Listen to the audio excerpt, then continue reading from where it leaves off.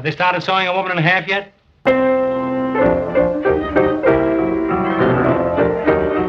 Welcome to the Marx Brothers Council Podcast, Episode 12, We Get Mad Because We Can't Read. My name is Matthew Coniam, and I'd like to start the show with a joke. A man walks into a tavern and sees a horse serving behind the bar. He calls over the manager and says, "How come you've got a horse working behind the bar?" And the manager says, "That's not a horse." Well, it's time now for me to introduce your podcast pals. First, the Marx Brothers Council Podcast's answer to Bob Gassell. Bob Gassell. Bob's childhood nickname was Zeppo, owing to the fact that the angle of his forehead when viewed in profile resembles the Hindenburg disaster. And he's such a fan of the Marx Brothers that he compulsively hides jewellery in tins of sardines and once refused to watch The Big Store unless Rudolf Hess parachuted into Scotland. Bob Gassell. Hi, everybody, and this is where I will later insert a very funny comment. It's going to go right here.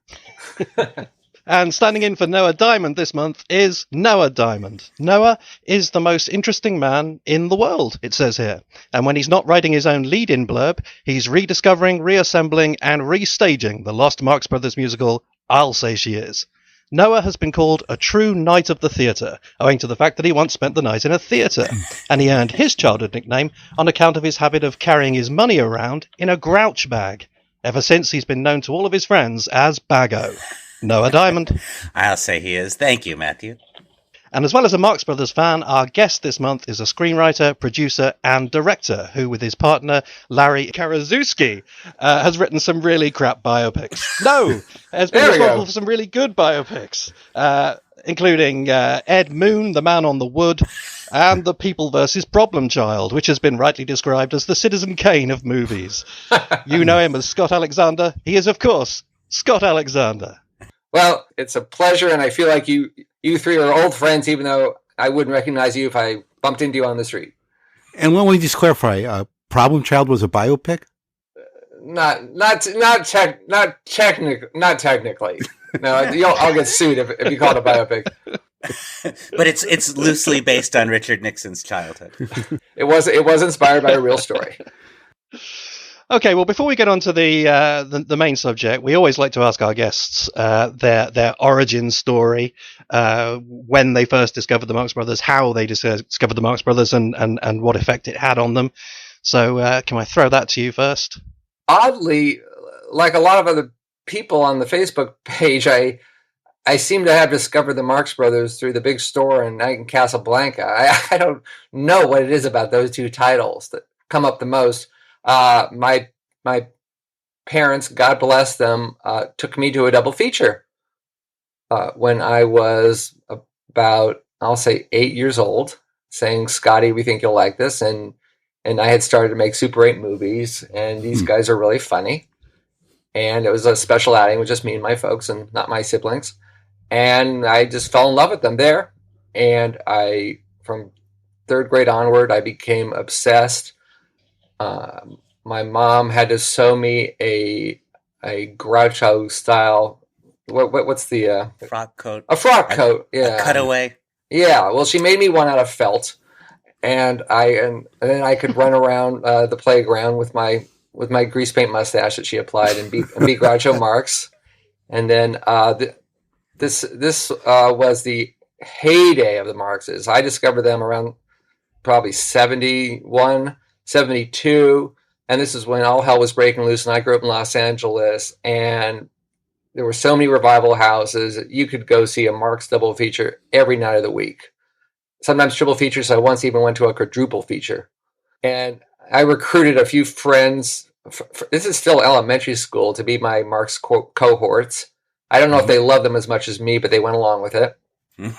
And my parents would let us, take the bus into Hollywood, which is a little dangerous for 10-year-olds. And I would just wanted to see every Marx movie. I wanted to be Groucho. I would perform Groucho in skits. When I got to junior high school, I did the Tootsie Fruitsy scene with Harold Goldberg as Chico. And unfortunately, it was on an outdoor stage during nutrition. And there was no amplification, So it's just all the kids eating their snacks, and we're trying to do the Tootsie Frutti scene, and no one can hear us. And I'm pretty sure the Chico's cart was just a shopping cart that we had tried to cover up and make it look like something important, and it wasn't one of my stronger moments. Did you ever try seeking Groucho out, being in the same area? I don't think I was that creative. I looked at Groucho as the god on top of Mount Olympus. One time my mom was just walking through Beverly Hills and bumped into Groucho and said, "My son is your biggest fan. Can I have your autograph?" He said, "Sure." But he says, "I'm very old. You write his name, I'll write my name." Oh. So I have my mom's writing to Scott, and then it says from Groucho. Nice. Yeah, so it is authenticated, because if assuming my mom was telling me the truth. And your mom collaborated with Groucho on that autograph. Yes, and then there's my legendary crashing the premiere of Animal Crackers story, where Steve Sawyer at UCLA created a phony baloney radical group that was insisting that Universal let Animal Crackers out of its prison, and Universal felt pressure and struck a print, and they decided to just show it in Westwood, which was just right outside of UCLA, which was the headquarters for all the Groucho radicals, and see what would happen. And so word went out that there was going to be a giant premiere, and Groucho himself was going to show up at this premiere, and I went crazy. And I begged my parents, "We have to go. And my parents said, "Well, we can go, but we don't work in showbiz. It's a fancy premiere. It's Klieg lights and all that. And we don't have tickets, Scott. If you want to go just to see Groucho get out of his car, but that's all we can promise you." And I said, "Sure." And then my little sister said, "Well, I want to go." And I got all pissy saying, "Well, Carrie, why you don't even like them. You don't even care." She says, "I want to go to this big show you guys are going to." So it just became this whole thing from my mom saying, "Come on, just let your sister go." So it's my mom drives my sister and I to the it was the UA Theater on Lynbrook in Westwood, and my dad was coming from work. My dad was a stockbroker, so he's in a suit, and my mom is a mom with two kids. So the four of us meet there, and it was complete mayhem. The crowd was primarily college-age kids. Everyone's dressed as Groucho. A lot of guys in Captain Spaulding outfits with the hat. Everyone is singing "Hooray for Captain Spaulding," and someone has shown up with a truckload of boxes of animal crackers, which everyone is throwing at each other. And it's just like this big crazy party outside. And it's a bit of a free-for-all. And I'm tiny. I'm just a short little Jew, and my sister's tiny, and it's kind of overwhelming. It's exciting and overwhelming and scary and exhilarating. And then a bunch of limos pull up at the edge of the red carpet, and everyone starts screaming, "Oh my God, it's him, it's him, it's him." And the door opens, and the crowd rushes the carpet in the car, and I can't see a friggin' thing because I'm small. And it's funny how that mirrors the opening to Animal Crackers. Everybody excited with Groucho showing up. Yes. Yeah. Yes. And there's movement. I can see that there's bodies getting out of a car, but I can't see a thing. And I start screaming. I can't see him. My dad says, "Here." My dad picks me up, puts me on. I mean, my parents were like so studly this night. Puts me on his shoulders. "Can you see him now? Can you see him now?" I go, "No." It is Day of the Locust. It is just the mob that's just about to swallow up Groucho Marx. And I'm assuming just a bit of panic broke out with Groucho and his handlers, with him just saying, "Get me the fuck out of here. Just get me into that building before I get trampled." I mean, it was chaos. And so they just rush him past, and I'm going, "Where is he? Where is he?" And then the door shuts, and he's inside. And I break into tears, and I go, "I didn't see him." And my parents are saying, "Well, you saw him a little." I go, "No, I didn't. And I'm on the floor crying, and it's just, it is the tragedy of all time. This was my chance to meet Groucho Marx, and I didn't get to see him. And so my dad looks down, and he says, "Okay, we're about to do something, and you guys have to shut up." And we're like, "What do you mean?" He says, "Shut up." just don't talk. And my dad's in a suit, and everyone else there looks like a college kid. So my dad my dad can be very confident when it's appropriate and when it's inappropriate. And my dad just marches us onto the red carpet and walks up to the door.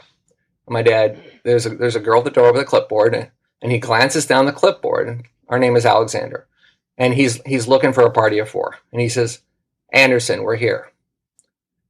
And my sister starts to go, "But Daddy, that's not our," and he slams his hand over her mouth. Just, "We're going in." And we walk right in, and I cannot believe he has just pulled his scheme off. I don't know whatever happened to the Anderson family. And we are inside the doors, and it's entering Oz, and we get our seats. Groucho is at the back of the theater, a little roped off, and he's got his little group, and so I was too scared to go up to Groucho, but I could absolutely gape at him. Then there's the goofy little sidebar story, which is there's a very, very, very old man about 4 rows ahead of us, and people keep coming up to him. And I turn to just the whoever's next to me, and I go, "Do you know who that is?" And he says, that's the director of the movie. And I knew his name was Victor Heerman. And so I go to my mom, "Do you think I can get his autograph?" She goes, "Sure, here's a pen."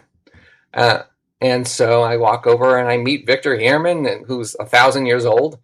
And I shake his hand, and he's very nice. And he can't believe some 9-year-old wants his autograph, which is pretty crazy, because he was born in 1700, and I know who he is.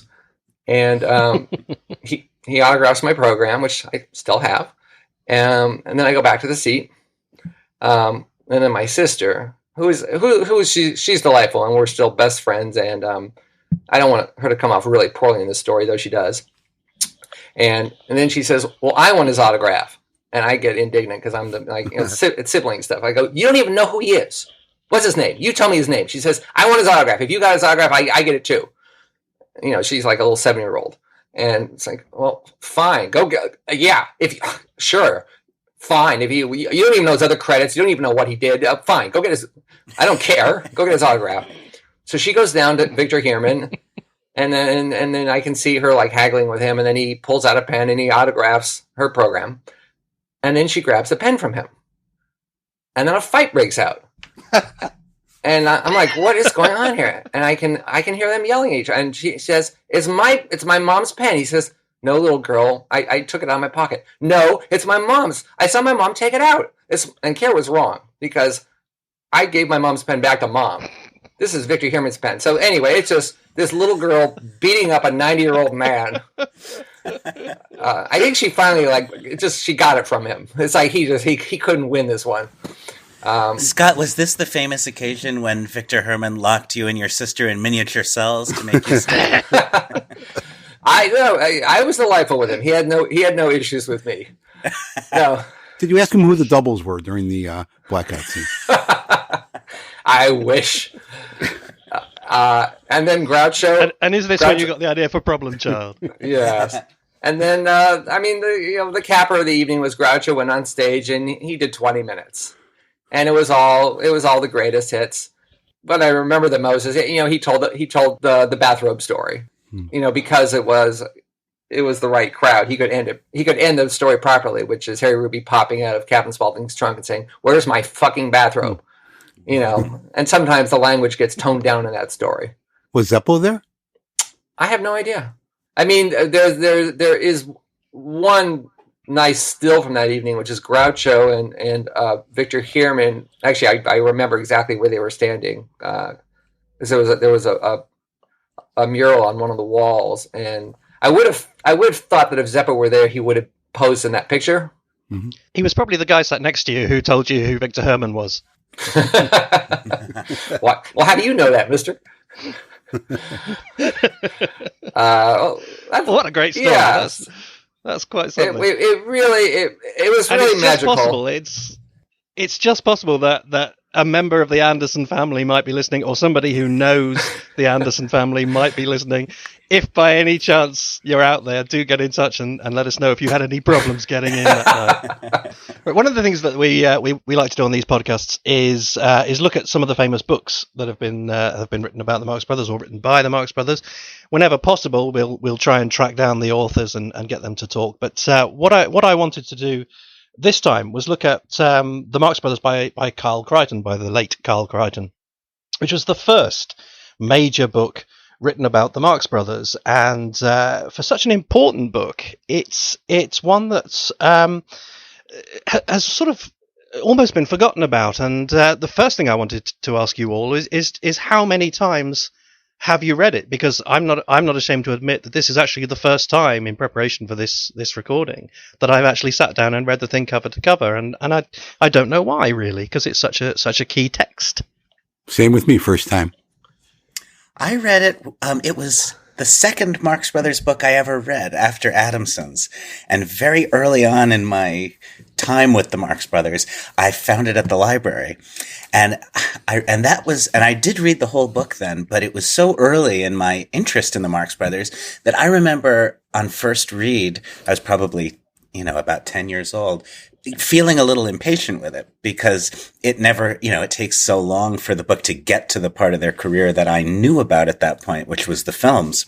It really rushes through the early film years in a very cursory way. Of course, just a couple years after that, nothing would interest me more than a long look at the stage years, but that's how early it was. And then in more recent years, I've revisited parts of the book that were relevant to specific things I was working on and researching. You mean like Cinderella Girl? Cinderella Girl, yeah. Yeah, the Broadway years and the lead into them is the part of the book that I know pretty well. But the rest of it, I hadn't really looked at since then. And it was delightful. I was really very pleased to have a reason to have to read the whole book this just in the past couple of weeks, because it's wonderful. I think, like Noah, back then I was more interested in reading about the films than about their history. So when I would read Adamson or some of these other books, it would have a sort of a sketch of their early years, and I always felt that was enough for me. I wasn't really into getting much more detail on that. And then I guess when the scrapbook came out, that sort of filled in a lot of the blanks for me. So I never really felt any desire to go back to what I thought was this was the first sketch of the history of them, and everything else subsequent to that clarified what was in the earlier book. So I never really felt to go back to the first draft of their history. I think I'm in the same boat as you guys, where it never occurred to me to read it.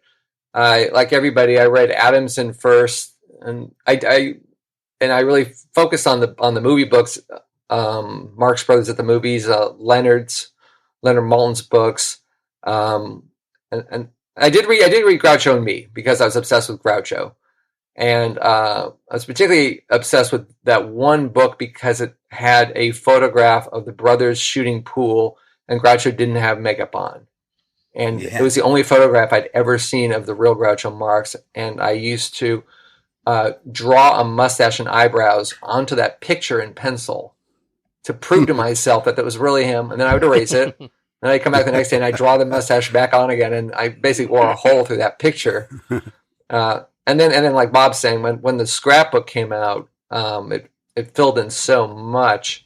I didn't read the book until I was writing my bio script a million years later, and so it was obligatory to read it.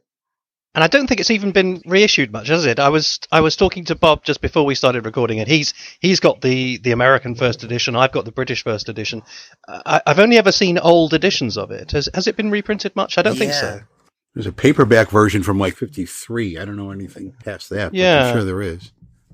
There's no forward to it. There's no introduction. Nothing. We really don't know how he put this together. We assume he interviewed them or he asked for their input. Do we know exactly how he gathered the information? Every so often he quotes them directly, doesn't he? Like his Groucho says, and there's a little. So my guess is that he does. Yeah, that he sat down and interviewed them all. I mean, I think that's somebody on this podcast has spread the rumor that the that the boys sort of hired him to write the book so it could be used as the basis for a movie. I don't know if that's true or false, but if it's true, then that means he had time with all five of them. That would be me, and yes, that's something I'm going to come to in a moment. But before we get on to that, I don't know, maybe if Harpo Speaks and Groucho and Me hadn't been written, perhaps we would cling to it much more then. It's possibly Harpo in particular, and also Groucho to some extent, came along and sort of stole its thunder with the childhood stories and things. I mean, if this was our only access to those childhood stories, I think it would be a cherished book, wouldn't it? Yeah, and this is the only one where, I guess, the only project where all five of them theoretically collaborated on something, right? Yeah. Yeah. Sure. And it's interesting to see what, in contrast with Harpo Speaks and Groucho and Me, there are some secrets that they weren't keeping a secret at this point, I guess, when they spoke to Crichton for this book. There are certain instances where names that become fictionalized in Groucho's book and Harpo's book are the actual names are here. The mythology is just taking shape here, I guess. And I mean, I was impressed rereading it, how much of the key mythology is all there, which I thought was really cool. But I was amused at how certain stories were toned down for a 1950s audience. Yeah. And then in the later books, then the stories get sleazier and dirtier. Do you picture Groucho telling the stories much like he did to Noble? But this is the 1950 write-up of it. Yeah. Yes, Harpo had a nervous reaction to that first performance at Henderson's. Exactly. Exactly. Where's the shit? Yeah. I was going to say, when I was reading it, I kept thinking of the scrapbook because the same way the scrapbook is full of valuable stuff, but it's often dismissed for a couple of reasons. Oh, it has transcription errors in it. So therefore the whole book can't be taken seriously. With Crichton, it's inaccuracies. People say, oh, well, it's largely fictionalized. It's basically a novel. So, okay. But it's also an example of a very good writer who spent time with the Marx Brothers, circa 1950, and recorded his impressions of their story. It's tremendously valuable. And even though there are certainly factual errors in it or deliberate mythologizing, there's stuff like the way Minnie and Frenchie are depicted, such warm, vivid portraits of them. That clearly came from the impressions of the Marx Brothers, and the way they characterize their parents. And you don't really find that anywhere else this vividly. Yeah, they all. Yeah. I mean, their love of Minnie is on every page. So I think that's the key point with this one is that it's you have to remember, I think, that in 1951 the idea that anybody who would want to buy a book about the Marx Brothers would want some kind of detailed, meticulous, fact-heavy, kind of Robert Bader style history. I mean, that kind of an audience, I don't think was even dreamed of. If you're going to buy a book about the Marx Brothers, you're a Marx Brothers fan, and you want to have to read an enjoyable story that you're going to find funny. So what they've done is they've got a very reliable showbiz journalist with a good turn of phrase and a proven track record of writing showbiz profiles. They've all sat down and told them their story with the specific aim of building up that mythology, of making people laugh. And if that involves embellishing a story or conflating two events into one or something, then who cares? Who would ever care? Is surely what they would have thought. It's surprising to me that the majority of the book is about them being on the road in the early days. Yes. And I don't know if an audience in 1950 really wanted to read 250 pages of that. Well, I think they would want to know what they were like as children and, were they as zany in real life and all that sort of stuff. I think the idea is for it to almost to be like like a film, another production of theirs, in tone, in the same tone as what they do professionally than a more modern style of factual history. So I think what they've ended up with is absolutely what they wanted. But why did they change the date of Minnie's death? Yeah. That is so weird. And for They wanted it to be at the end. They wanted it to be basically the end of the story. fine, they wanted to end. I get it. I'm a storyteller. They wanted to end it with the death of Minnie, which actually no, because Frenchie lives on. So that's actually not. Bob, you're wrong. There's more book after that, but I'm jumping ahead here. But just for the listeners, just because it's cuckoo for Cocoa Puffs, Minnie lived to see her sons as movie stars in the Coconuts, and then she died about 10 minutes later. Yep. And which is magnificent. It's perfect. For some reason, in this crazy book, she lives on. Yeah, after they go to California. And now they've moved to California, and now there's all these made-up Minnies visiting them in L.A. Harpo's flying back when he's not shooting. He doesn't have any shooting days next week. He's flying back to New York, and he's having kugel and sauerkraut with his parents. It's like, what is this? And it's going on for years. Yep. It's so bizarre. I don't. It's interesting that Crichton's book does kind of fall apart in the last chapter. It's so lovingly and carefully told, and then there's this kind of, I don't know. It seemed like he had a list of things he wanted to make sure he got into the book. We got to talk about Harpo's trip to Russia, which feels so tacked on to a story that's not really about their movie star days. It's understandable how he might confuse Frenchie being on the dock in Monkey Business or Night at the Opera. That's understandable. Yes. But to say that they were trying to hide it from Thalberg, that sort of makes it fall apart on that side. And that is when you realize just how far you can trust Crichton and his sources on some of these details. Well, again, now we're getting the date of the death date of the other parent wrong, because Frenchie died in 1933. Yeah, right. He can't be in Night at the Opera. I know. Yeah. You would think with the five brothers, they all had the opportunity to proof the book. They all read it before it came out. And did any of the five say, well, Pop wasn't really alive then?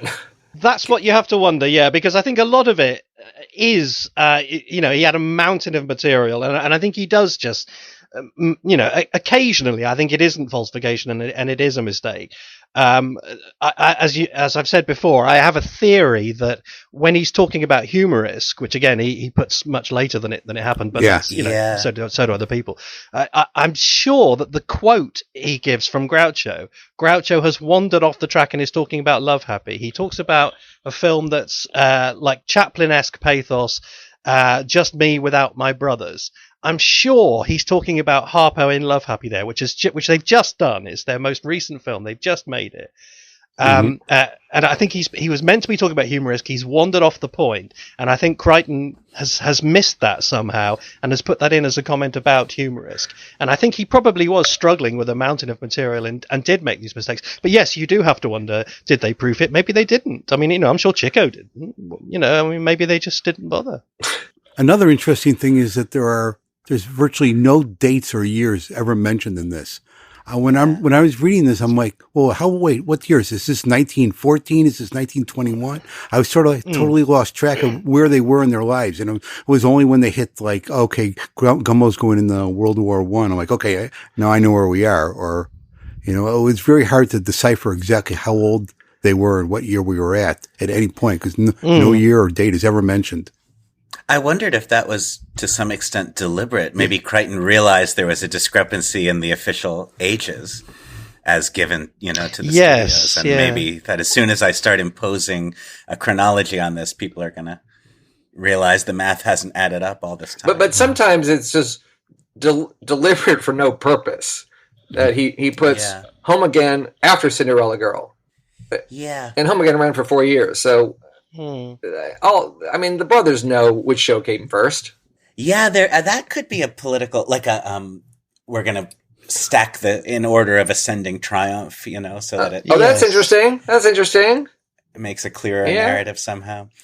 There's a lot of, they completely write Ned Wayburn out of the early history and in order to make Minnie the creative force behind the comedy act, and usually the motives seem pretty transparent when those kind of changes. But wait, I'm trying to remember. But they do credit Uncle Al with writing Home Again, right?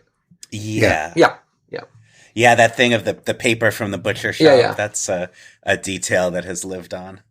Further evidence for I think the fact that he interviewed all five of them probably separately, is it's interesting to see how they each get their little section, and he's been very careful, I think, and very fair. So in particular with Harpo, you get the Madame Shang story. But I'm thinking, where's Seymour Mintz? Where's all the other great stories in Harpo Speaks? But he's had to very carefully limit one person's contribution. And so, for instance, there are some very charming little Gummo chapters that you don't get anywhere else. You get this lovely story of him selling paraffin boxes and Frenchie trying to undercut him. There's a whole chapter about that. So he's obviously right now. I have to do the Gummo chapter. I know. I'll use that story about paraffin boxes. So it's really sweet. But it does lead on to the other observation, which is that I think this is the closest we get to the most mourned non-Marx artifact of all time, Chico Speaks. Chico's autobiography that he never bothered to write. More even than Maxine's book, there are 2 or 3 chapters here that they say he rather than I, but they're basically Chico Speaks. The chapter 4, somewhat concerning Chico, chapter 10, Minnie makes a purchase, are basically Chico Speaks. Very true. That's interesting. And a lot of figures who are familiar to us from other books, but they're familiar only by name. Crichton, I hope, because of insights he got from talking to the brothers, he gives us such great color, like cousin Lou Sheen, who we know Lou Sheen teamed up with Chico and they had an act for a while, but we don't have any sense of who Lou Sheen really was. Crichton tells us that he once bowed politely and said good morning to a goat who bawed at him from an animal act in a theater. That's great. That tells us more about who that guy was than any other source. There's a nice throwaway detail which says to me, well, obviously he interviewed the guys, which is that at some point Minnie takes them into a restaurant and they've never seen menus before. Yeah. Which it smells like a Harpo story. Yes. Yeah. But that was delightful because it that one sentence said a lot. Yeah, I said usually in these boarding houses, the landlady would just dump the food on the table. Yeah, exactly. I really appreciate reading the legend for the first time. Reading about the Spanish flu, which is one of my favorite Marx stories, and reading about Art Fisher, naming them. And it's like, okay, this is where it came from. Yes, and some lovely dialogue, about his exactly how that was worded, not just the fact that he did it, but the kind of the insider eye on it, which whether it's true or not is nonetheless it's nice to get it from the horse's mouth. I wonder about that. He has Fisher like very pompous, referring to himself in the third person, and he says like Fisher will precede the hurricane. Yes. In reference, not wanting to follow the Marx Brothers. I love that. I hope that is how Art Fisher talked.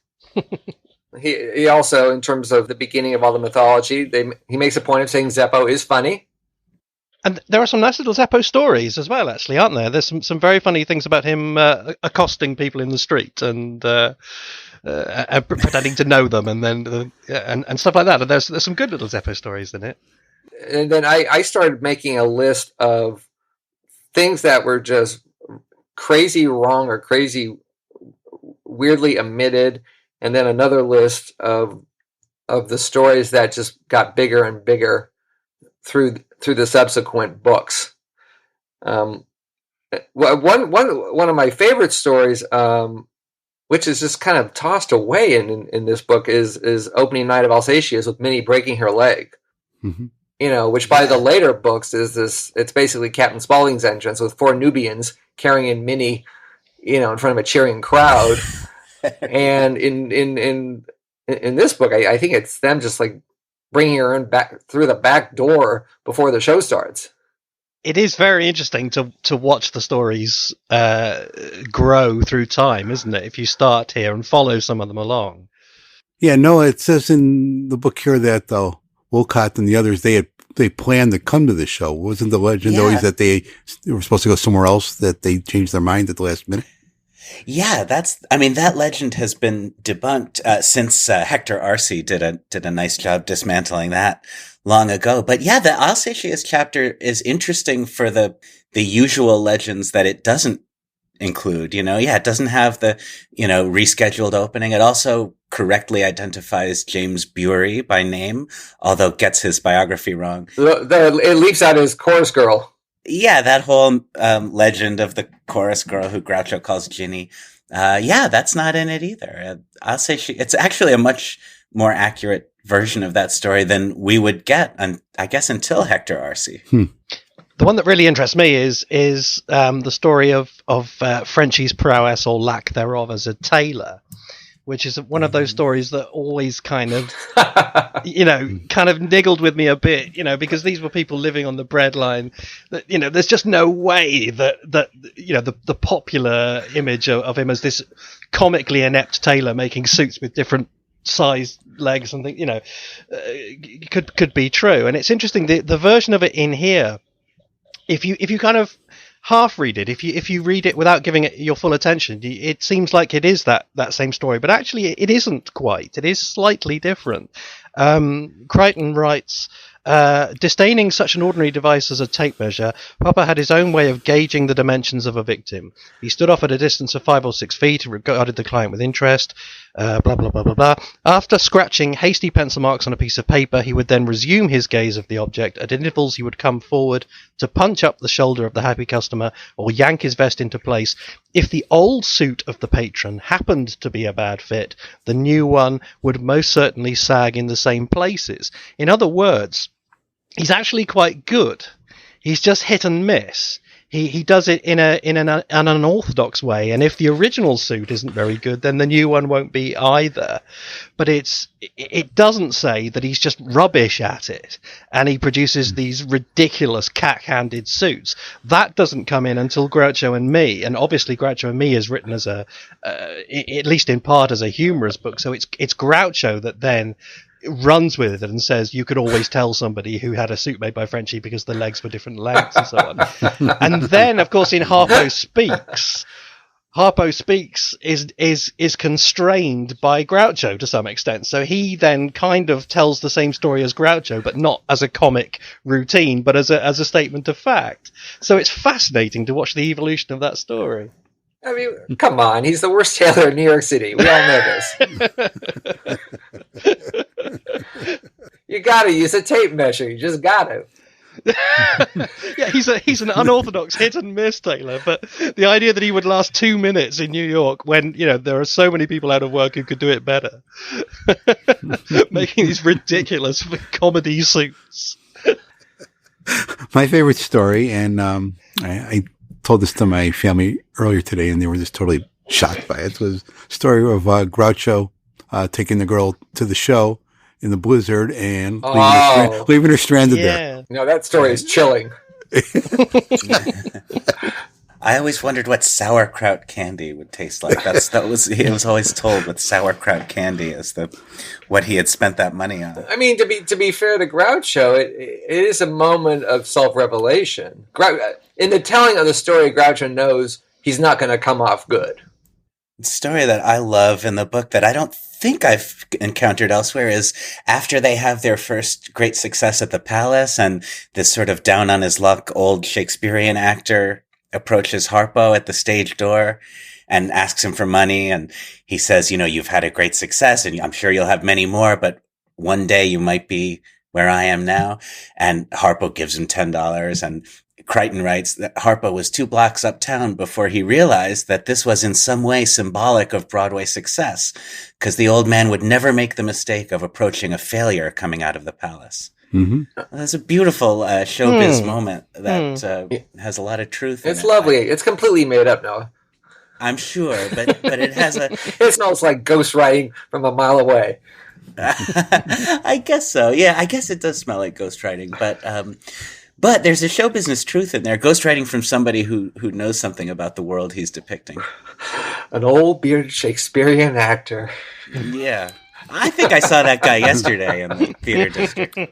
One thing this book really hammered home for me, which I never really stopped to think about, was how big a part Chicago played in their and their history. You know, I'm a native Chicago, and it never really struck me when I was living there how much of their career and how much of their formative years came in the Chicago area. I had always just thought of it as like a temporary stopover, but it was basically, you know, where they grew from boys to men.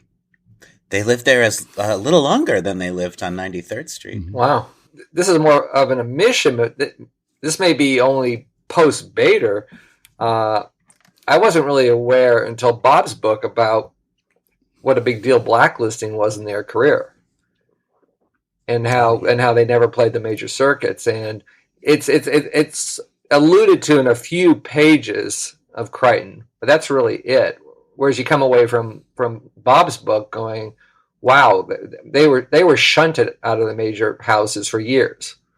Yeah, that period is a little, you get the feeling Crichton doesn't want to depict that first British tour as quite the embarrassment that it was. He turns that around into a triumph very quickly and easily. And then when they come back, he makes their treatment by Albee a little softer than it was. And doesn't he imply that their act sort of did better on the lesser circuits because it was less familiar there? He sort of plays it down that way, doesn't he? Yeah, a little of that. He says they were too fast for the British. Yes. Bader basically says, other than Pantages, they went years and years and years without being able to play Class A theaters. Yeah. Also at the beginning of Minnie's management of the team, like it was a major come down from when they were the Nightingales working under Ned Wayburn, and he was getting Groucho and Gummo pretty good, serious bookings. And it was when Minnie took over the act that they suddenly were, you know, playing those mosquito-infested theaters, you know, all those tales. The refugees from Hiroshima. What a paragraph. It mentions concentration camps and Hiroshima. Yes, two off-color jokes in one paragraph, isn't it? Yeah. Oh, we all caught that, didn't we? Yes. Now, we're going to get into this ventriloquist dummy thing or not? Oh. Well, right, okay. Something I wanted to raise, just in general. I mean, obviously, as we've now very definitely said, you know, this is a book that is very much about establishing the mythology. It's a book where they've decided, you know, this is our chance to give history the version of the Marx Brothers story that we want. So obviously it's full of funny stories, and it's full of funny stories that are probably elaborated upon, if not created out of nothing. But one of the ones that interests me most is this story, which must have some basis, in fact, because I would think it's impossible to invent, and they stick to it. He's still coming out with it in the scrapbook, about Gummo going into an act where he pretends to be a ventriloquist doll. Now, I could easily believe a child being made up to look like a doll, you know, for whatever reason. But that's not the claim. The claim is that Uncle Heine just sort of kind of goes into his shed and knocks up this kind of Egyptian sarcophagus style casing in which Gummo is inserted, you know, somehow able to breathe and you know, and sweat freely. You know, it just seems, you know, if he was able to do that, to my mind, he's got an act. He's got an act there. He doesn't need to pull off any kind of subterfuge. You know, it's not a deception. He's got a brilliant act. This thing that looks like a ventriloquist doll but isn't. And the idea is that he just uses it to pull off this kind of mediocre scam. It just seems ludicrous to me. Does it not to everyone else? It's Gummo padding. And then when it falls apart because of the needle into the wrong leg and he's running around the stage. Exactly, yeah. It's such a... They act like that ruined the act. If I was in the audience, I would have thought that would have been the funniest thing I've ever seen in my life. Exactly. I had my feet applauding. Yeah. So you're saying it's bullshit? Well, it's either bullshit or he just pretended to be a doll. You know, they put a bit of makeup on his face, drew a few lines on, you know, he pretended to be a doll. Or they had this great act where you pretend to be, you know, that's the joke. Is it somebody pretending to be adult? It just seems like the most elaborate. And he went off and made this thing with a papier-mâché head. Gummo's working it from inside or something. I mean, how just even that? How can he be working a mouth that's over his mouth? I mean, where are the strings? Now I'm getting everything mixed up. I can't remember where's he claiming this falls in the timeline. Why is Gummo available as a solo? What's happening? Oh, early on, before the Marx Brothers, before the Nightingales. I think even. Yeah, I thought it was 1973, just after an evening with Groucho. It must be that ventriloquism story, maybe it's based on the barest seed of something that really happened. I think so, yeah.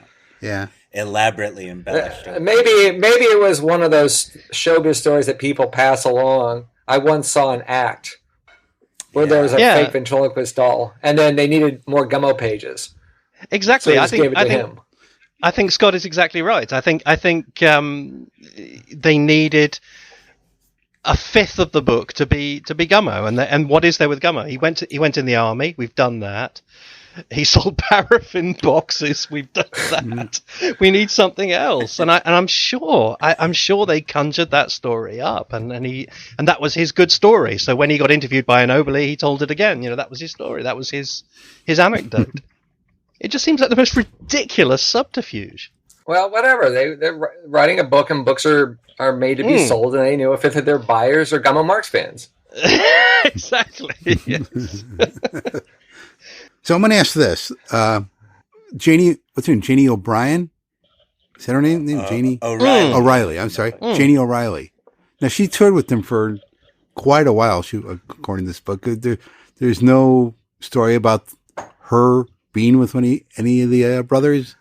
I meant to check Bader on that. I didn't have a chance. I know Bader does get to more truth about her and some of the other minor players in the early days, but I know there must be something missing there, don't you think? Well, overall in the book, there's a conspicuous absence of girlfriends, wives, and children, even when we get into the later years. The weirdest one is that Ruth does not get introduced. Mm-hmm. Yeah. I mean, it's just suddenly you turn a page and Groucho has a wife. I mean, they don't even give her the courtesy of, and then Groucho met a woman named Ruth. There are things in the book where there's a little glimmer of something where we know the story. Like I thought it was strange that Herman Timberg, he's only mentioned once, and it's in the quote of the billing for On the Mezzanine. Herman Timberg presents, and you're like, oh man, well there's 30 pages you didn't write, And the Groucho Ruth Zeppo love triangle, didn't want to go there. No, and there are no whorehouses in this book. No whorehouses. There are saloons. Yes. Chico plays in saloons, and sometimes after a show, the boys will go unwind in a saloon. Yeah, and Chico's not really depicted as a womanizer in this book. He's just depicted as a very charming man. Who could get chorus girls on the spot. Yeah. Yeah. And the Lowry trio story gets better in the later years. Yeah. There's really not much there in this book. You need Groucho to really tell the story correctly. One interesting thing I came across while reading this is oftentimes I had to remind myself that this was written in 1950 because he would say, to this day, Groucho maintains, or Groucho would still be in Philadelphia if it wasn't for somebody coming to get him. Yeah, there's many reminders of that sprinkled throughout the text, which is interesting. And you're also kind of aware of Groucho's outsized celebrity at the time. Yes. Groucho is treated very much as a current superstar in a way that the others aren't. Mm-hmm. And I had no idea that Zeppo hated chickens so much. Who would have thought? Again, I don't know if it's selling the mythology or if it's just stupidity, but one sentence I marked was their success at Paramount was solid without being sensational. And I'm thinking, wasn't Coconuts one of the biggest hits of all time? I was like, why is he? Yes. Didn't they end up on the cover of Time magazine? It's like, why is he typing this? Because I think by that point, at least Groucho was trying to push the Thalberg Night at the Opera. It's Groucho, yeah. Groucho is setting up Thalberg. So, okay. So are we saying in 1950 Groucho already believed that Night at the Opera was their greatest movie? I think so. I would think so. Yes, yeah. I mean, as late as his Playboy interview, he refers to the Paramount films as those 5 turkeys. He absolutely thought that Thalberg had made something of them that just wasn't there before. Yeah. And he and Harpo both perpetuate that in their books. The idea that the entire film career up to 1935 was a series of misfires. And again, it speaks of a time when you don't see these films over and over again, as we're so lucky to be able to do. We really are the first generation that can say, "I'm going to watch Coconuts tonight," and put the thing on. I don't have Box Office Mojo in front of me, but I mean, weren't the first 4 Paramounts all giant hits? Yeah, absolutely. Yeah, I don't think we're really talking about popularity, but as far as Groucho thinking, that they made a good film. No, I'm just trying to figure out why Crichton would be trying to say that the Paramount films didn't really work. I'd be willing to bet that's the impression he got from the Marx Brothers. Yeah. Groucho is very, very fond of Thalberg, isn't he? It's obvious. You see it right through in the Cavett interviews and so on. He loves that story of Thalberg taking them to a new level. I think it was flattering for them to consider their most prestigious films to also be their best. Mm-hmm. I want to believe the legend, and I'll pick a fight with anybody on this podcast, that they did go nude and roast potatoes on the floor of his office. I believe it completely. Let's have this out once and for all. How old were they then? Hang on, Groucho was, what was he, 45? Groucho was 45. 45. The other guys were older. 47, 48. They were about to land the most important movie deal of their lives, and they thought, I know, let's do something utterly moronic, because maybe in 30 years' time there's going to be this mythology about us, and it's going to look great. It's going to look terrible now. Trust me, it's going to look awful now, but in 50 years' time... believe every word of it. The only part I trip over is where did they get the potatoes? Exactly, yes, the Mickeys. I love the quote from the secretary in Charlotte Chandler, where she says, I think they did something once about trying to get some smoke under the door, but it didn't work because the doors were insulated, and I'm sure if they'd done anything funny, I'd have remembered it. I love that quote because it just pulls the rug underneath all that stuff. As you point out too, Matthew, it's a little bit like what happens in A Night at the Opera. It is, isn't it? Yes, very much, yeah.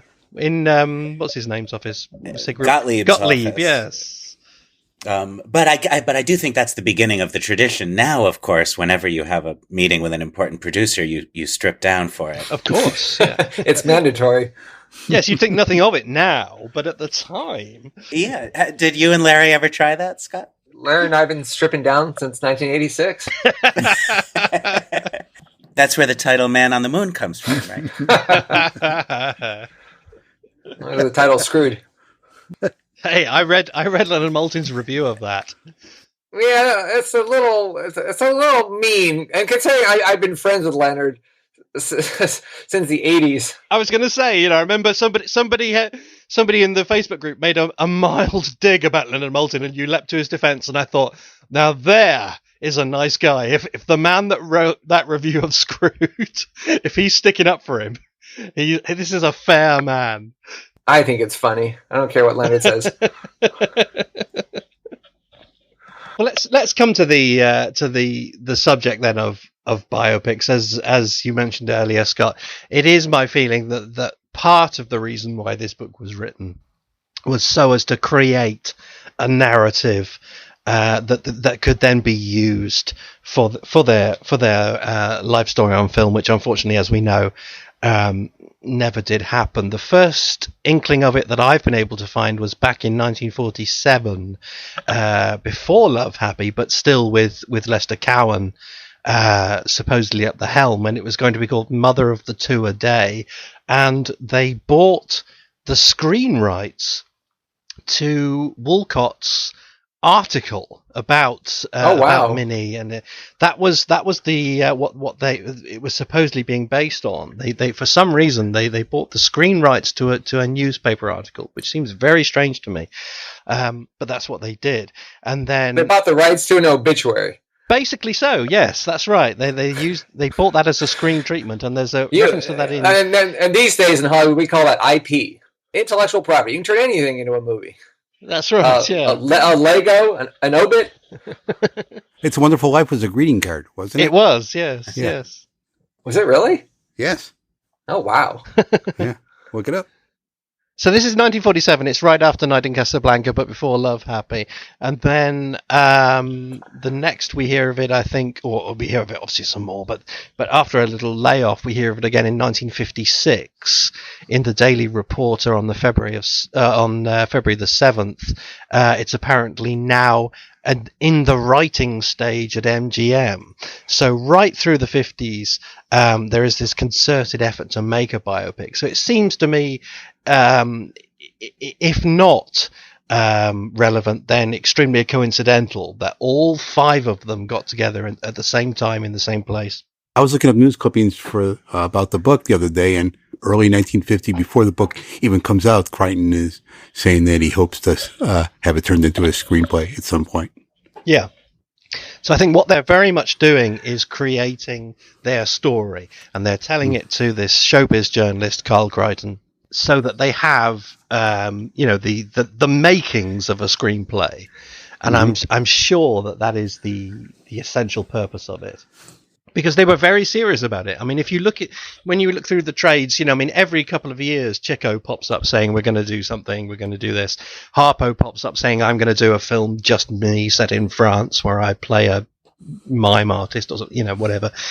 But this is the one that all of them were really behind. Even Gummo, there are reports of Gummo saying, yep, we're going to do this. We're going to make the story of the Marx Brothers. Lester Cowan's going to produce it. We're going to be in the wraparound story, doing a brand new comedy routine, and then there's going to be actors playing us in the main thing. They were very, very keen for this to happen. And so it seems to me that the at least in part, the purpose of this book was to provide a treatment for that. The Jolson story had been such a huge hit just a few years previously. Yes. And it had offered this opportunity for Al Jolson not only to have his work back in the mainstream attention again, but he appeared in the movie briefly and he did his own vocals. And so it was also a performance opportunity for a star of the Marxes generation. I'm sure that was the model. Yes, I think so, yeah. I don't know. I never saw the Jolson story. How is it? It's okay. I mean, like a lot of other things about Al Jolson, parts of it have aged better than others. They actually made a sequel to a biopic. Not too often you see that. Yeah, Jolson sings again. But biopics were generally there were a lot of them about in the 50s. There was the Buster Keaton had one, didn't he? And Man of a Thousand Faces and Love Me or Leave Me. It was a time. It wasn't a nostalgia boom like the 1970s had a nostalgia boom, but it was the first inkling of a nostalgia boom, and a lot of the old stars were kind of reasserting their place in history that way, weren't they? Yeah, I mean, to jump ahead and then I'll jump back. I mean, when Larry and I got around to writing our script, it just baffled us that it seemed like everybody but the Marxes had their bio. Even Kalmar and Ruby. Even Kalmar and Ruby. Yeah. I mean, and maybe part of it was just trying to wrangle 5 different people. Yes, I mean they're such unique individuals that I would imagine it would be much harder. I mean, I doubt it bothered anyone watching Man of a Thousand Faces that James Cagney looked nothing like Lon Chaney. I mean, that wasn't a problem, but it would be very difficult, I think, to accept anyone being Groucho or Harpo who wasn't exactly like them, because they were much more distinct in that way. So I imagine they were very, very, very hard to cast. I mean, we found that funny story about Marty Allen and whatever his partner was called. Yeah, Steve Rossi. No, wait a minute. Wait. We need to correct this. It was Marty Allen's previous partner. He had a partner before Steve Rossi, who went in with them, and they were going to. Marty Allen was going to be Harpo. I think his partner was going to be Gummo, I believe. I barely know who these people are. You've fallen so far into the wormhole that even I don't know who preceded Steve Rossi. We actually wrote Marty. We tried contacting Marty Allen while he was still with us. We did. We did. No response. Oh, Yeah. Well, was there any activity after this book came out? Wasn't that Lester Cohen again? Yeah, it was Lester Cohen. Yeah, but it never happened. I mean, I presume part of the problem was just Lester Cowan's complete unreliability. I mean, if you've read the Love Happy chapter in my book, and you'll get a clearer sense even than from Harpo Speaks about what a strange character Lester Cowan was, and how everyone involved with him ended up ripping their hair out trying to keep track of his his progress. So I think it was obvious that project was not going to happen. I mean, it's amazing that Love Happy happened. I will admit that I never bothered to get myself to the Academy Library, which is all of 15 minutes from my house, and to see if there actually is a script from that time period. I have no idea. Oh, while you're there, look up, find out the manicurist for us, please. Oh, now that I got you on the line, we need to get this done right away. 2019, this is supposed to be the year. We're running out of time. Come on. I mean, knowing that Lester Cowan was a hustler, I would assume he did hire somebody to write a script. Or a treatment, yes. I mean, that's the thing with Lester Cowan is he wanted the Marx Brothers, so that's why Harpo was so cross with him. I think that's the missing key to Harpo's attitude towards him with Love Happy, is that from the very first, all he wanted was a Marx Brothers film. He didn't want a Harpo film. He got Chico in first, which people don't realize, and used that to kind of leave a Harpo in, and then pretended he needed Groucho. He was only really interested in the three of them, and the big project that he wanted was to do this biopic. And I think they just realized that he wasn't somebody that they wanted to be associated with. I mean, he was just he seems, I mean, maybe I'm being unfair. I mean, obviously I don't know, I wasn't there, but he seems to be, of all the people in their story, the most frivolously fly-by-night person. I mean, just knowing how showbiz works, he would have optioned, I'm assuming he would have optioned the book. He would have had an 18-month option, and then he could have re-upped the option. But at some point, within 3 years of the publication of the book, he wouldn't have had the rights to the book anymore if the boys didn't want him to have the rights.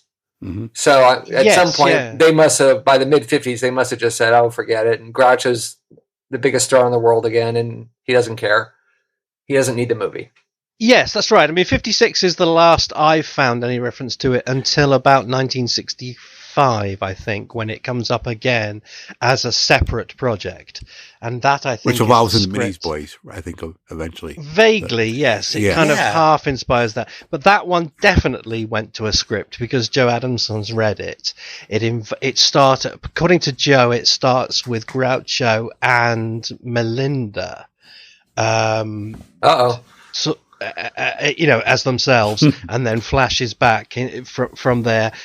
Joe has read that script. That's a complete script, and he said it was basically, much ado about nothing. Who wrote it?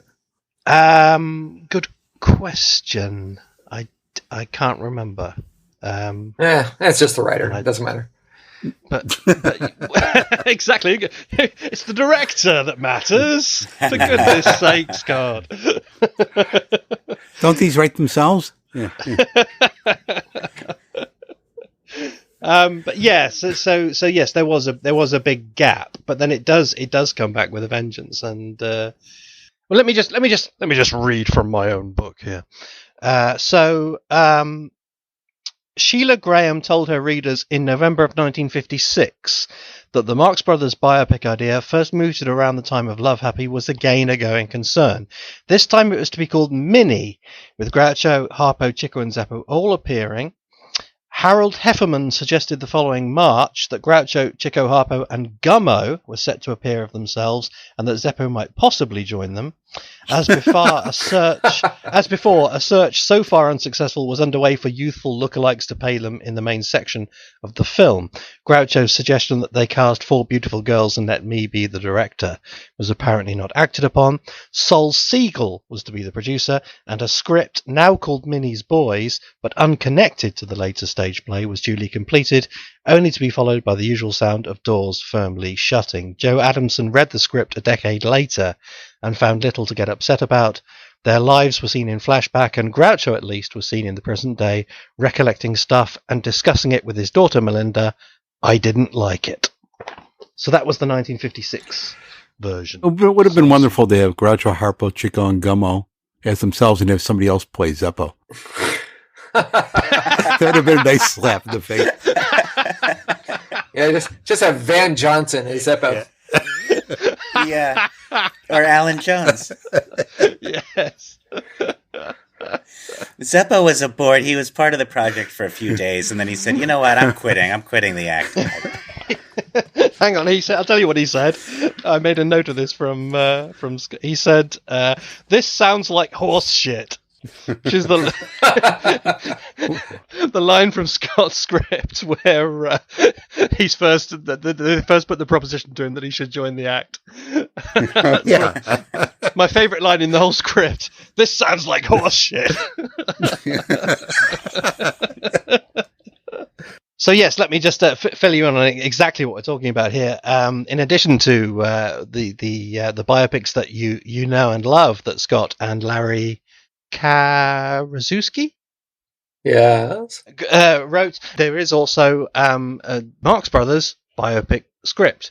So fill us in a little bit about that and how you came to write it and what how it fared. Oh, it's a heartbreaker. It's something we always talked about because we both love the Marxes, and I was especially obsessed. But it was almost like hitting too close to home. Like I wasn't writing movies about people that I was personally obsessed with. And then a producer came to us. We never heard of him. And he came to us and he says, "I've got the rights to the Marx Brothers tied up with a bow." That's the quote. This is late 90s. And we go, "Tied up with a bow, huh?" He says, "No one's ever had all the rights before." And we go, "Huh, okay." I still felt like I wanted to put a little bit of distance between it. And I said, "I will produce it. I won't write it." He says, "Come on, you got to write. Don't you love them?" I go, "Yeah, I do love them. I don't know. It feels like writing a movie about my own family or something."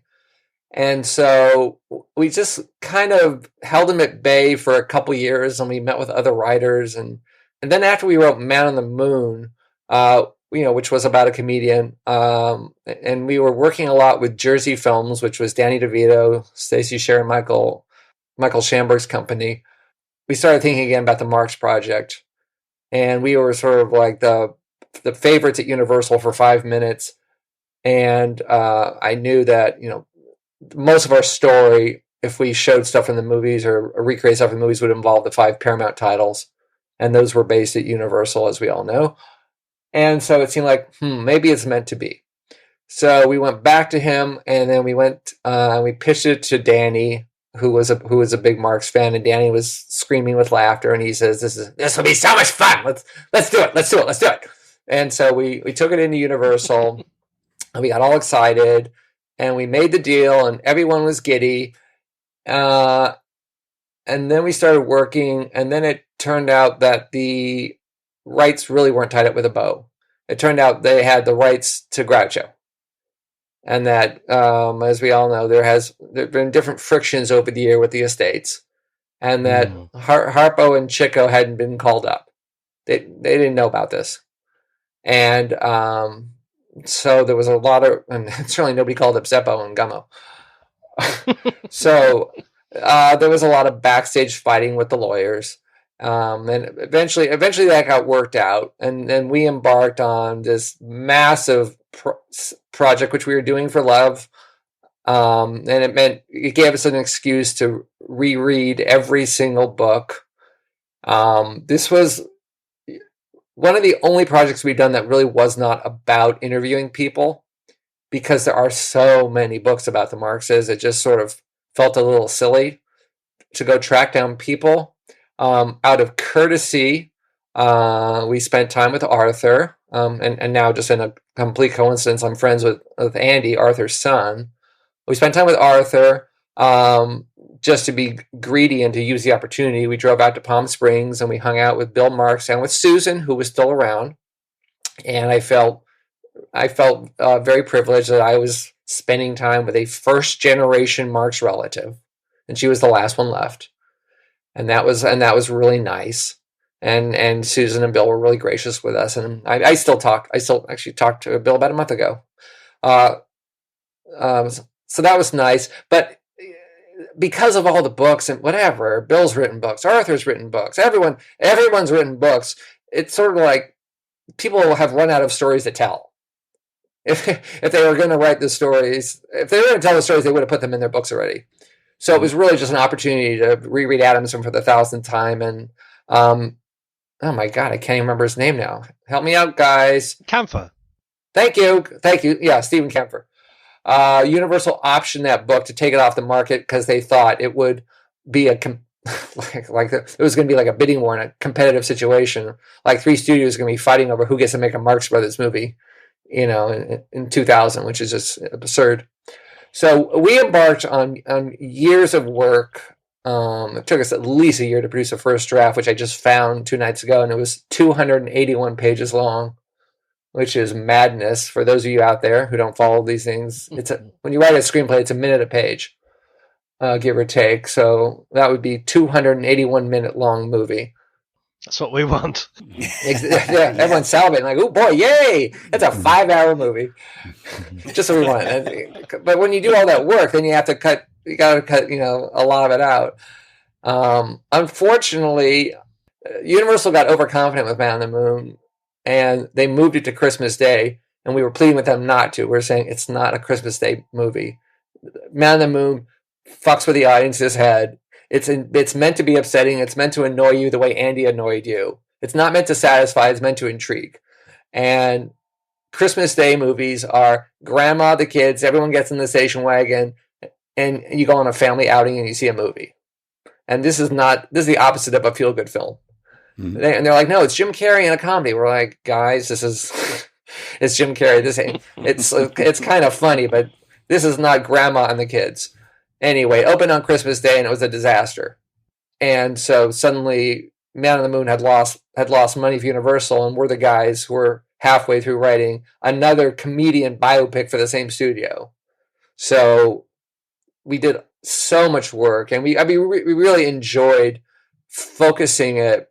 To be positive, we kind of came up with 2 themes for the movie, and all of our biopics are not just about the person. All our biopics have very strong themes. And we couldn't really decide on the theme, so it had 2. One theme was the Marx Brothers were the first punk rockers.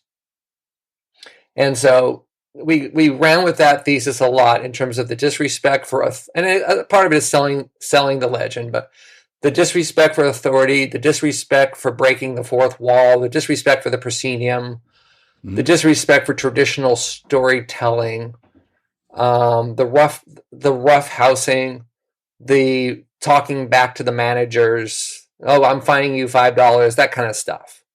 And how they carried this forward into the vaudeville, into Broadway, into the movies. And we thought that was kind of cool, and that made them different. That ain't Laurel and Hardy. Laurel and Hardy ain't breaking the fourth wall. They're not tearing down the rules of art. The Marxes were. The other big idea was, what is it like to be a professional brother? Which we thought was really interesting. How you're trapped with your siblings every minute of your life, and it's good and it's bad. And certainly and we got to deal with it in the story at certain points when Gummo wants to leave, when Zeppo wants to leave, when it's like, well, what does it mean? Are you still family? And clearly the brothers all remained close their entire lives, because which is really a tribute to the 5 guys. So those were the 2 ideas which we tried to weave through the script, and we really tried to capture their voices. I mean, Susan and Bill were big fans of the script, which I appreciated. And Bill actually reread it a couple months ago and called me up, and he thought it really nailed the guys and how they were and when they were hanging out together, and that was kind of the goal. I'd say our relationship with Arthur in this script was a little mixed, because Arthur probably looked at us and said, "Well, how come I'm not writing this script? I'm a screenwriter too," which leads me to a funny throwaway story that we spent an afternoon with Irving Brecker, which again wasn't really because he was going to tell us anything important, because our movie stopped in 1935. But we wanted, hell, we're going to go meet Irving Brecker, who wrote 2 Marx Brothers movies, and hang out with him. And he knew, and so we set up the meeting, and we brought the tape recorder, and we turned on the tape, and then I said, "Okay, so tell me how you met Groucho." And he says, "Well, we can stop right there." I go, "What do you mean?" He says, "I'll talk to you about anything but the Marx Brothers." I go, "Huh?" He says, "You want to talk about meet me in St. Louis?" "No." You want to talk about Bobby Birdie?" It's like, "Irv, what are you doing?" He says, "I'm a fucking screenwriter too." I go, "I know you are." He says, "So how come you're not paying me for this?" I go, "Well, we got hired." we thought you were just going to tell some story. He says, "I get paid to do Marx Brothers material." I go, "I'm not asking you to write jokes, Irv. I'm just asking." It's like, you've given these interviews 1 billion times, but he wouldn't give them to us. It was so perverse. I mean, I guess in the marks of it all, it was appropriate that he was being perverse. And so we sat there for 3 hours talking about anything except the Marx Brothers. It was so ridiculous. I love how you have in the script when Groucho and Harpo are telling Chico that they're going to receive his salary for the first MGM films. And Groucho says, otherwise you're just going to come back and make us do some freaking circus picture. Yes. You'll come back in 5 years and make us do a circus picture. Yeah, yes. Yeah, beautiful. Yeah. So we finished. We worked on the script for years. We finally finished it early 2000s. A couple major stars did attach themselves. I'm not going to name names, but we did have Groucho's attached. And then the studio said, "Well, who's Harpo? Who's Chico?" And we could never line up the combination enough of them to make them confident. It was a really expensive movie. The movie has 1 billion locations because they're always on trains. They're always in a new theater. They're always in a new city. And that stuff costs money. Most, biopics about actors or about theater, you can park the production in 1 or 2 theaters. This movie, vaudeville, Broadway, Astoria, Hollywood, they're just constantly running around. We tried to simplify it where we could. You have a scene where you actually recreate Swain's Rats and Cats on screen. Just the CGI bill for that. Well, and we didn't really have CGI back then, so you would have had the animatronic bill. Yes. The puppeteers doing it. We did have one. We had a lot of guys banging on our door when the script got out, and a young British comedian who wasn't very well known in this country named Sacha Baron Cohen came to our office. He did a Groucho that was just perfection. A 6.5 foot Groucho. Yeah. No, but if you look at his face, his facial structure, and then you think of Groucho out of makeup at that age. Oh yeah, he absolutely. was perfect, and he had the voice, he had the walk. We were blown away, and we mentioned him to the studio, and they said, "Who is this? Who is he?" We said, "Well, he's got this Ali G thing in England." And like, well, we're not going to spend $50 million to make that because we don't even know who the hell this guy is. So that was ironic. But basically, the script had a lot of love from everyone who read it around town, but nobody was going to make it because it was really expensive. And that's kind of the end of that story. Every few years, someone calls up, says, "Whatever happened to that script?" I go, "Whatever. It's sitting in a vault at Universal." It kind of would require all 3 guys, I think, to be names at this point. We always thought it'd be better with no names. Mm-hmm. I mean, sometimes people say to us, "Why don't guys just turn it into a mini series?" And you certainly have the material and do a 6-hour version. I mean, I want to believe that someday we can get it made, because I am very proud of it, and I think it really captures them and would sort of show them off to a new generation. I'm just not sure who the buyer is right now, who's going to pay to make that story. Well, do you think the moderate success of Stan and Ollie might open some doors for you? No. I mean, that's whatever. That's a cheap movie. The movie just takes place in a couple old music halls. Mm-hmm. I mean, the thing that struck me when I was reading the script, I read it again today. I read it a couple of months ago, but I read it again this morning, and I think what comes across very, very clearly is a real affection for them, and in particular, it sort of, as we've been talking about with Crichton, it sort of builds up the legends about them, but it does it in a way that kind of winks at people who know those stories already. It kind of tips them off in a way that I think is very, very refreshing. You know, the idea of Groucho saying, "Maybe I'll walk like that," looking at an old man with a stoop, and you know, and Harpo hearing the taxi horn honking. It just has that flavour of not you know, absolute factual reportage. And not just, you know, wild fancy, but it's sort of it's pitched at the people who would enjoy it most. It's one of the few kind of biopic scripts that I can think of that is absolutely aimed at the people who it should be aimed at. Well, thanks. I mean, it was really important just to sort of feel like what was it like for the guys when they were just sitting around chatting.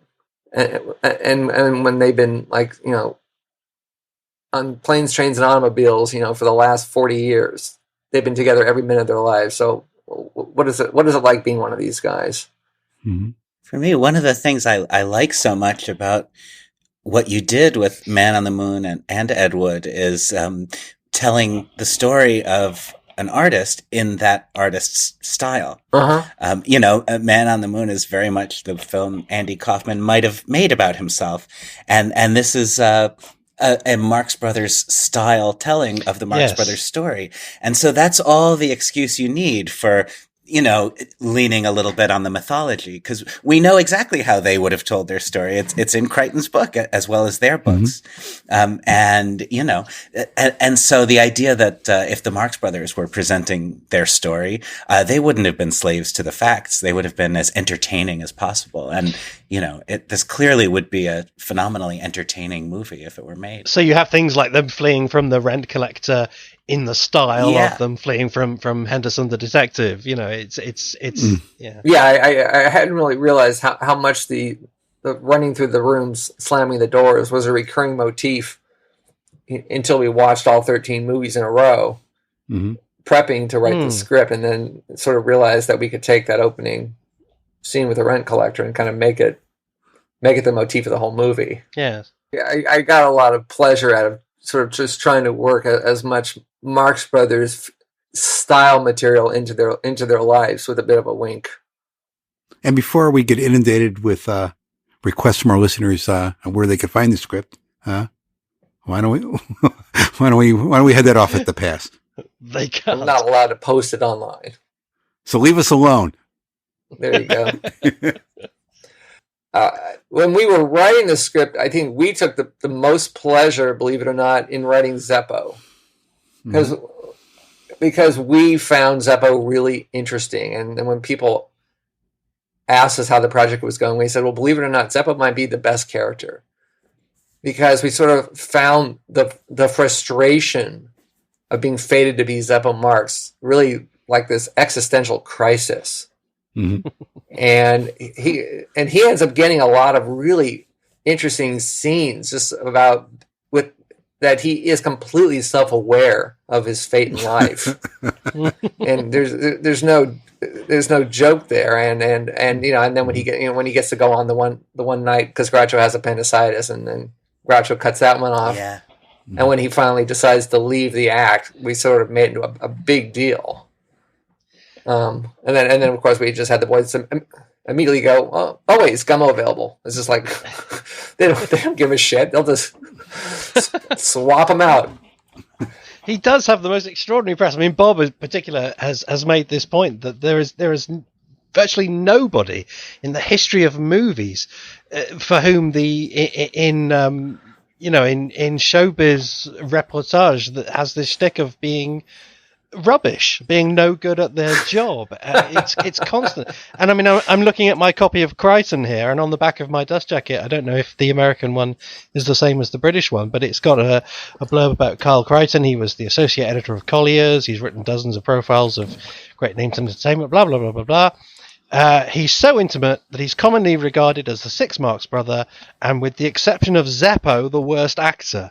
That's on the back of the book. Oh my God. Wow.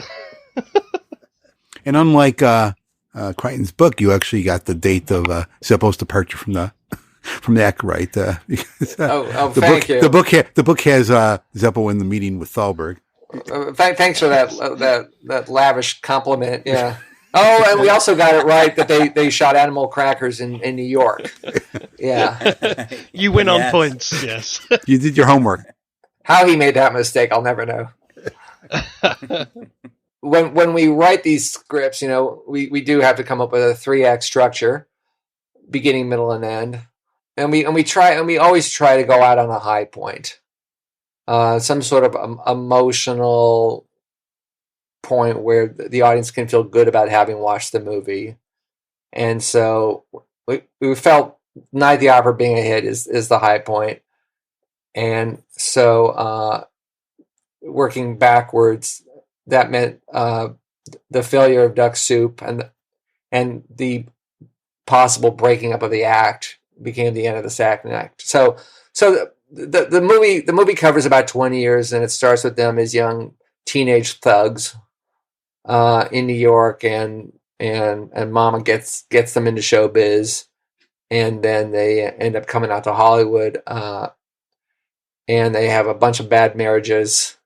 And then the act breaks up after Duck Soup, and there's a sense of, well, do we need to go on? We will always be brothers, but do we still need to be an act? And Groucho's got money, Harpo's got money, and as we all know, Chico doesn't have money, and Zeppo, even though Zeppo didn't actually contribute anything to the act, it just has a symbolic power that one of the four is saying, "I'm done." And so we then made MGM sort of the feel good third act where they get to make a great movie, and then they also get to go back on the road again, and that felt to us very sentimental in a nice way, that they get to go back to being kids again, which is performing in front of live people. It's such a relief to come across a biopic that ends with them on a high, rather than starts with them on a high and then goes into their decline, which seems to be the default with all biopics. They always want to start when they're up and then watch them droop, and it's so boring to me. And this is I was so delighted that this one starts with them at the beginning and ends with them on a high. I mean, why not? Yeah, that's what you were trying to do, because I always thought the high was the fact that Zeppo was gone. I thought that was.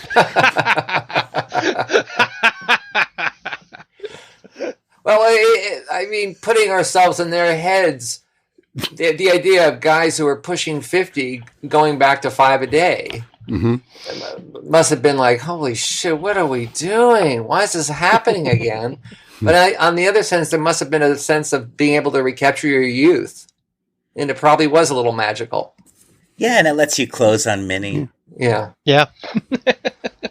Minnie died after the first night of You Bet Your Life, I think, if I remember rightly. She was able to see that triumph, and then she passed away. No, I think she died after she saw Skidoo. Yeah. Who didn't? She was slumped over in the theater. One other thing I want before we wrap up, you more recently, could you tell us the story about your Harpo find, your Harpo success? Oh yeah. My Harpo find. 2018 was a very bad year for me in that my mom got sick and then my mom passed away, and my dad got very ill, and I was kind of in charge of all this, and I was just really feeling very down in the dumps. And as you guys know, I've only gotten on Facebook, for a little over a year, and I kind of fell into this Marx Brothers site, and I was just on it every night. My wife would say, "What are you doing?" And I'm just like rereading comments. It's like, what am I? But there's this guy Jay Hopkins. What's the deal? Yeah, I don't know who he is, but he keeps posting the same picture of Arthur Marx. I don't know why. Arthur at the tennis club. I was like, yeah, I've been to that tennis club with Arthur, but I don't have that picture. I don't know. Who cares? And I was just like falling into, and it's like I was having my second childhood. I was like falling into this Marx Brothers world as a way of escaping from all this family nightmare that I was dealing with. And all the Marx Brothers world was bringing me a lot of joy. And then, I don't know, somebody posted that one still from the Ford Motor film, which is Harpo's last movie. The film was, well, actually, I'll do a plug for a documentary that came out recently about this world called Bathtubs Over Broadway, which is so much fun, and I got to meet the gang that made the movie, and it's about this era in the 50s and 60s, and it sort of makes it into the mid 70s. Extremely elaborate musicals that were put on as industrials, and sometimes they would be live. And they would fly all the salesmen into New York, and they would get made. They'd get Cheetah Rivera. They would get major Broadway actors to get Kander and Ebb. They would get composers and stars to kind of slum and get a lot of money and do a one night only, fully staged musical. And then sometimes if they couldn't arrange it to fly everyone in, they would shoot it as a movie. And then they would probably only make one or two prints because that's all that were needed, which is why these are so rare. And then they would have regional conventions. So in 62, I think it was 62, or is it 61? It was 61. All right, 61. So Harpo and Mickey Rooney did this elaborate musical for the Ford Motor Company called Got It Made. And then it was never seen again. And there's basically one still. And that's all we know about it. And so somewhere in my late night staring at the Facebook page, I started thinking, well, maybe the movie exists somewhere and someone should find it. So it just became this weird mission I set for myself, and as a kind of a way of escaping. And so I just started contacting all the usual suspects. And this is not my world. I don't work in film preservation. I don't restore movies. I don't know this. It's a very specific world. I went to the Library of Congress. I went to the National Archives. I went to I'm blanking on the name. The Ford Museum in Detroit. The Henry Ford, and which is separate from the Ford Motor Archive.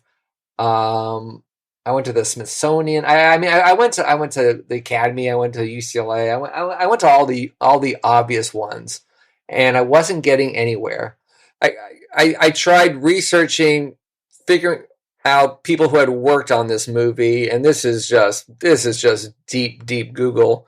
I found out that the director of the movie was a guy named Ira Marvin, who was a bit of a industrials mogul in New York in the 60s, and found out that he had passed away, but I thought, well, maybe he's got kids.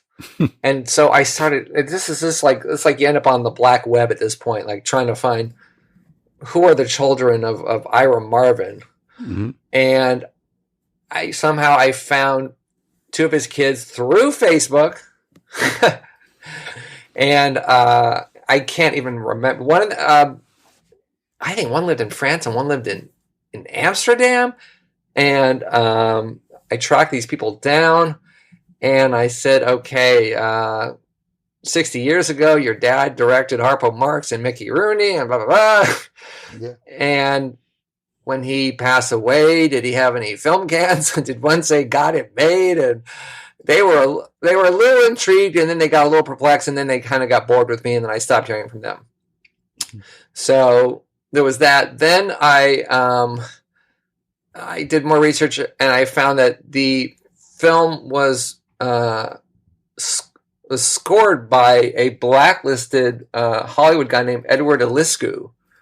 And so I found out that it was like a self-published memoir that his son had put out after he died.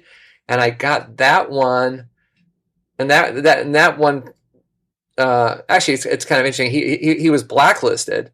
And he sort of found himself in this phantom world where a lot of blacklisted showbiz people would end up working for Detroit and Henry Ford, because Ford Motor Company had the biggest studio outside of Hollywood, and they were cranking out industrial films. And then he talked in his memoir about he shot in LA for 3 weeks with Harpo and Mickey Rooney, and Mickey was late every day, but Harpo was always on time. So I'm like, all right, well, 3 weeks of shooting, that's a pretty big hunk of film. Mm-hmm.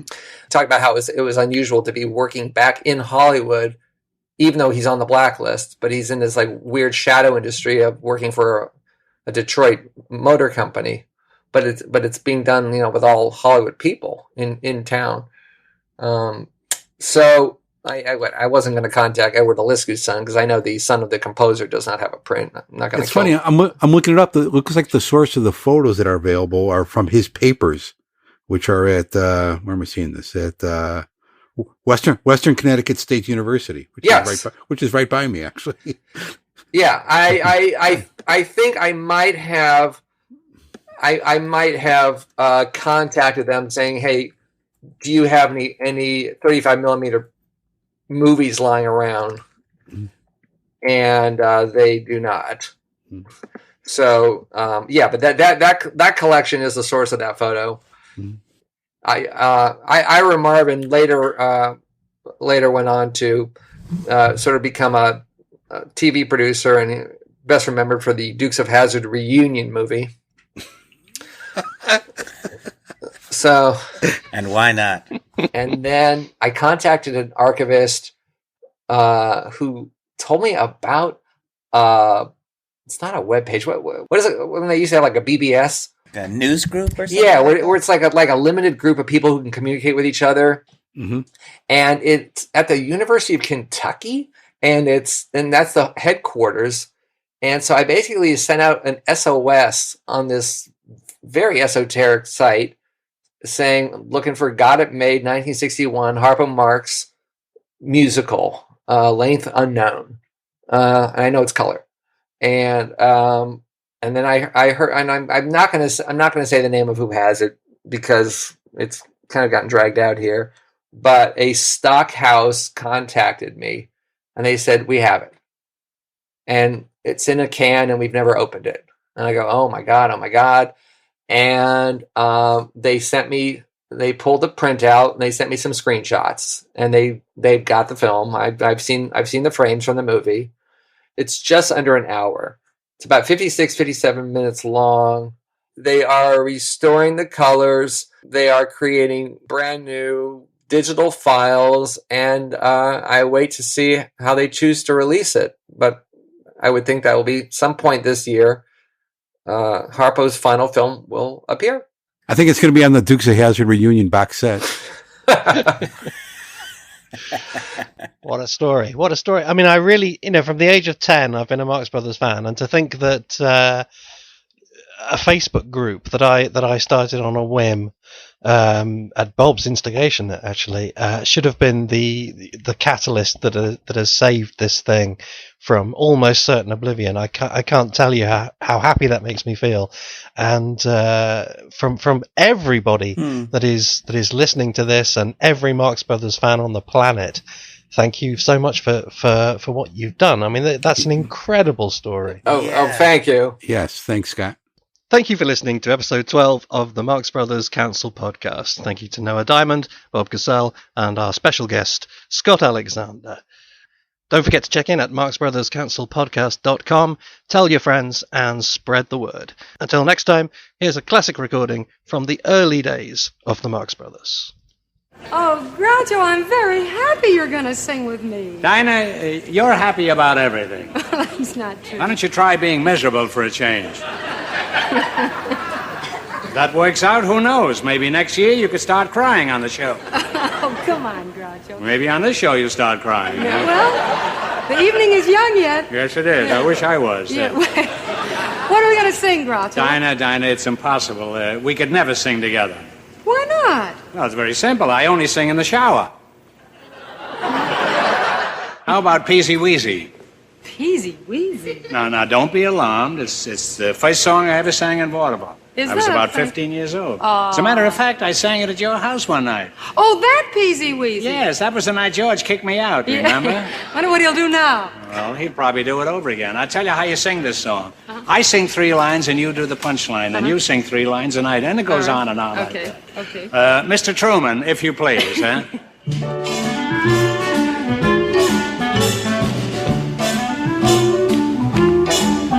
Went fishing last Sunday and I caught a smelt. Put him in the pan and the fire he felt. Of all the smells I ever smelt, Well?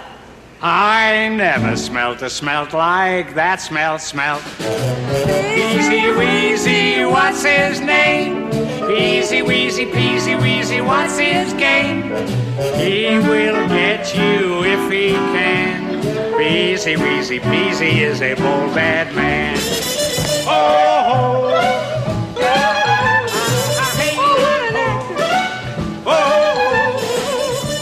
A doctor named Henry Peck fell in the well and he broke his neck. yeah, man. Was his own fault, you all must own. Well, he should have tended to the sick and let the well alone. Peasy Weezy, what's his name? Peasy Weezy, what's his name? He will get you if he can.